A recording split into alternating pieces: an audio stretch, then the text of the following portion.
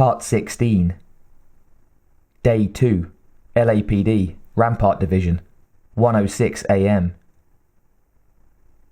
Sarah gazed intently at the fabric covering the arm of the couch she was sitting on in Traxler's office. Dimly, she heard the foot traffic and chatter of telephones coming from the rest of the station. Objects in the room seemed to shimmer momentarily as another round of tears welled up and spilled over her lashes.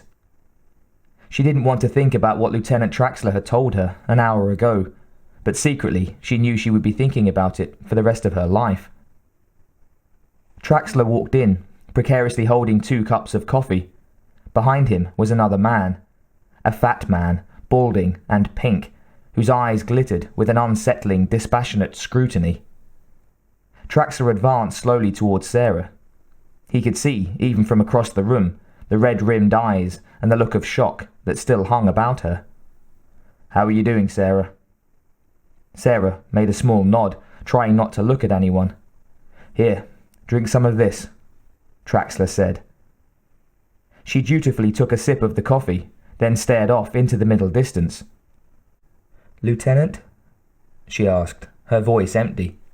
"Are you sure it's them?" Now it was Traxler's turn to nod his head silently. Sarah looked into his eyes, searching for some sign that would tell her he had doubts.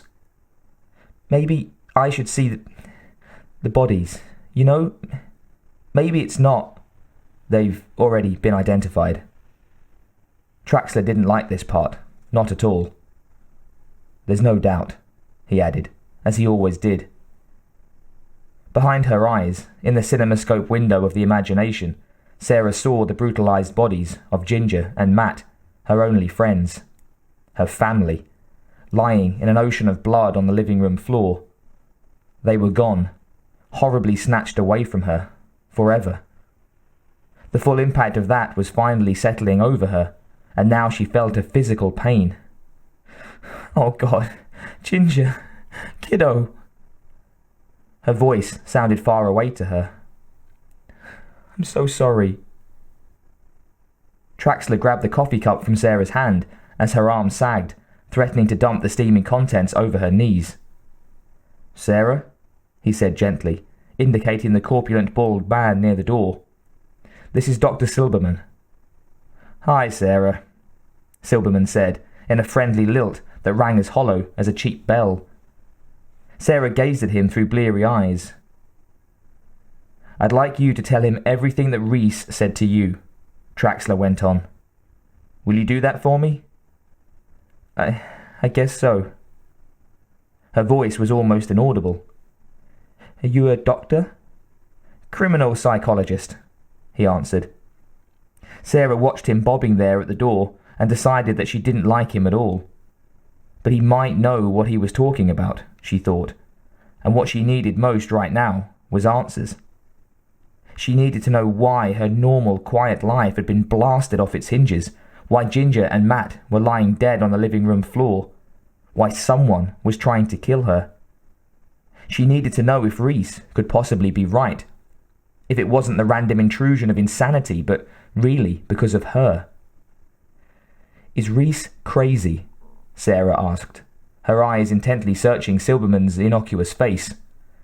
"Well," he drawled in a detached voice, "that's what we're going to find out, isn't it?"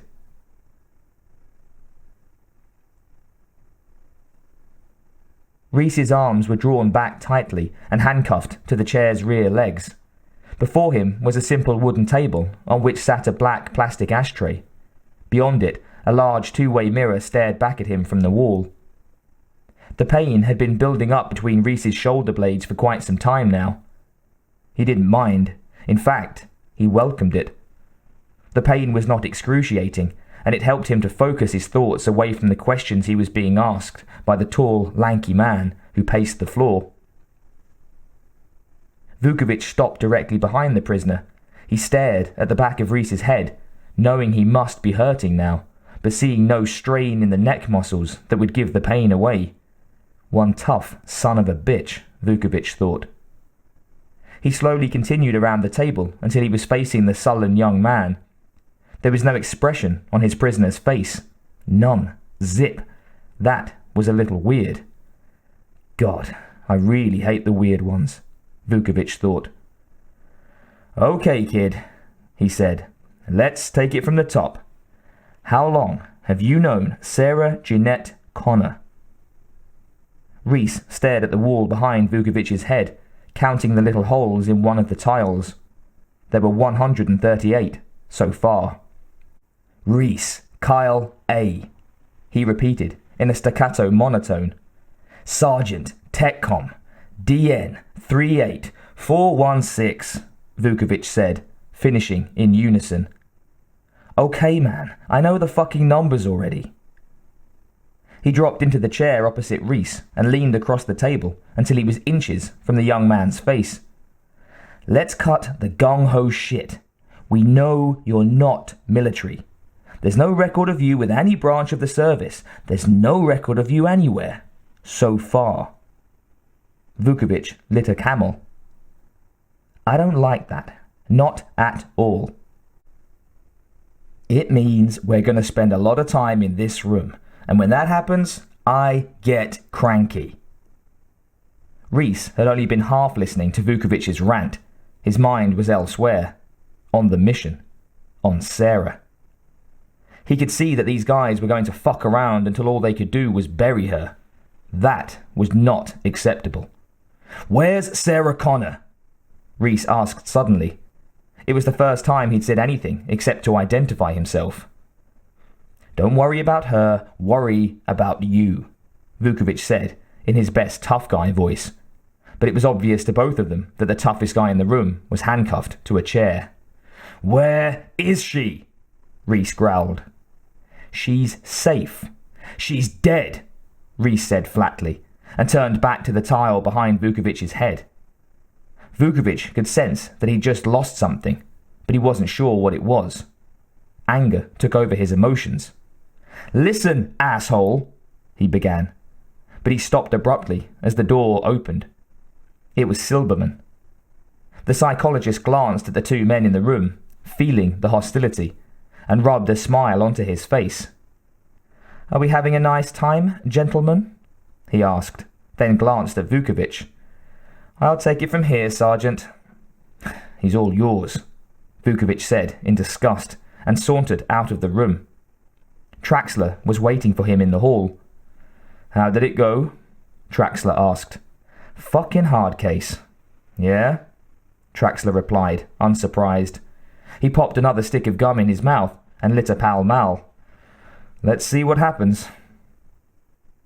They stepped into an adjoining room, which was dark and tiny as a closet. In the corner was an old videocassette recorder on a cart, hooked up to a camera aimed through the two-way mirror at Reese and Silberman. It was used to record confessions and statements, although with this Reese guy, it would probably be a waste of tape. The two detectives stood before the mirror and began to watch the show.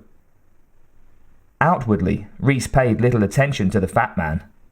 He must be in charge, Reese thought, knowing that you never see the most important man in the chain of command first. Silberman lumbered into the other chair. He took out a pack of Marlboros and tamped the box loudly against the table 3 times, which was the signal to roll tape. Vukovic started the VCR. Reese Kyle A., he pondered aloud. May I call you Kyle? Reese said nothing. I'm Dr. Peter Silberman. He paused, then smiled commiseratingly. You've had a busy night. Can I get you anything? He offered Reese a cigarette, holding it up in front of his eyes. Nothing. Not even a blink. Interesting, Silberman thought. He shifted his gaze back to the report. I see you're a military man. Sergeant TechCom. Serial number DN 38416. Don't patronize me, asshole, Reese barked. Silberman looked up quickly. There was a lot of anger in the kid's eyes. That may be the way. Okay, let's start again. Everyone around here seems to think you're out of your fucking mind. That's their problem. No, stupid, that's your problem. Reese tossed a little ball of hate at Silberman. Good, Silberman thought. What do you expect? He said. Put yourself in their situation. I'm not in their situation, Reese replied evenly. I'm in mine. All right, Silberman said reasonably. Convince me that they're wrong. Reese turned away and began counting the holes in the tile again. Silberman tried again. He tried to work with some of the story the Connor girl had given him, maybe draw him out that way. Okay, he said. Let's talk about your mission. I'd say you blew it. In a few minutes, she'll walk out of here, but not you. You're staying. You're out of the game.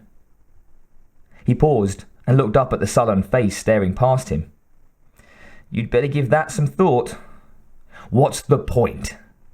Reese asked coldly. The point is, my friend, that you can't help her while you're tied to a chair. Silberman could tell he was making progress. Working within the context of the kid's delusion was the key. He flashed a look of paternal concern across his face and leaned towards Reese. Talk to me, he said. Maybe I can make them take the right precautions. If you help me, I can help you. You can't protect her, Reese announced flatly. And you can. Reese's face flushed red as he shifted his gaze back to the fat psychologist. Slowly, the anger subsided into guilt. Reese realized that what the man had said was true. He had really fucked up. Silberman continued to pursue his quarry like a trained hawk. Hold back one fact, and you may be risking her only chance. Help us. Reese slowly nodded. Logically, he had to agree. If he could convince them, perhaps they would help him stop the Terminator. I'll tell you what I can, he said, resigned. So, you're a soldier, Silberman said with a smile of victory. Fighting for whom? With the 132nd, under Perry, from 21 to 27. Silberman interrupted. He was getting excited. This was better than he had hoped for. The year 2027, he asked. In the observation room, on the other side of the mirror, Traxler was deep in thought, trying to put all the pieces of the puzzle into some kind of order. Vukovic was just having a good time. This was like peeking into the girl's shower. The year 2027, they heard the psychologist ask over the monitor. Traxler stopped chewing on his gum and leaned towards the glass. This is fucking great, Vukovic snorted. Reese glanced into the mirror, where he knew he was being observed, then back at Silberman. Yes, he replied. Up to the end of the Oregon and New Mexico offensives. Then assigned recon security last 2 years under John Connor. And who was the enemy? Silberman asked. Skynet, a computer defense system built for SAC-NORAD by Cyberdyne Systems. I see. Silberman nodded gravely, scribbling notes. This was better than good, he was thinking. This was gold. It sent back an infiltration unit, a Terminator, to stop John Connor, Reese explained. From what? Silberman asked. From being born. Silberman scratched his cheek thoughtfully. He glanced down at the report and reviewed the fragmented pieces of the story that Sarah had given him. And this computer, it thinks it can win by killing the mother of its enemy, killing him, in effect, before he's even been conceived. A sort of retroactive abortion. Yes. Behind the mirror, Vukovic quietly laughed. That Silverman just cracks me up. Shaking his head in wonder, he turned to his pensive boss. He had this guy in here last week, set his Afghan on fire, screwed it first, then set it on. Shut up, Traxler grunted, unwrapping a new stick of gum. In the other room, Reese continued his story. "It had no choice," he was saying. "The defense grid was smashed. We'd blown the mainframes. We'd won. Taking out Connor then would have made no difference. Skynet had to wipe out his entire existence." Reese paused. Silberman looked up from his notes, alarmed. "Don't stop," he pleaded silently, but outwardly he smiled and gently said, "Go on." "We'd captured the lab complex," Reese continued in a tired voice, remembering the fleeting seconds of victory. "We found whatever it's called, the time displacement equipment. The Terminator had already gone through. They sent me to intercept, then zeroed the whole complex." "Then how are you supposed to get back?" "I can't," Reese replied with quiet intensity. "Nobody goes home. Nobody else comes through. It's just him and me."